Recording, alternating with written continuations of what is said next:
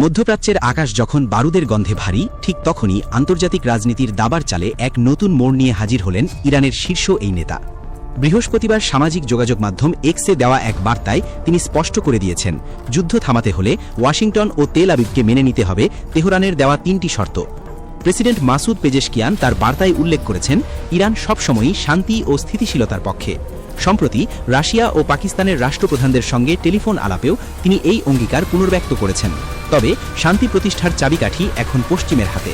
তার মতে, চলমান এই সংঘাত বন্ধের প্রথম শর্ত হল ভবিষ্যতে ইরানের উপর আর কোনো আগ্রাসন চালানো হবে না, এমন একটি সুদৃঢ় আন্তর্জাতিক নিশ্চয়তা প্রদান করতে হবে। দ্বিতীয়ত, যুদ্ধের ফলে ইরানের যে অপূরণীয় ক্ষতি হয়েছে তার যথাযথ ক্ষতিপূরণ দিতে হবে। এবং তৃতীয়ত, যে কোনো চুক্তির ক্ষেত্রে ইরানের সব ধরনের বৈধ অধিকারের পূর্ণ স্বীকৃতি থাকতে হবে। প্রেসিডেন্ট পেজেশকিয়ান এই শর্তগুলোকে চলমান সংকট সমাধানের একমাত্র পথ হিসেবে দেখছেন। ইরানের দেওয়া এই ৩ শর্ত এবং সামরিক বাহিনীর কঠোর অবস্থান এখন বিশ্ব রাজনীতিতে নতুন সমীকরণ তৈরি করেছে।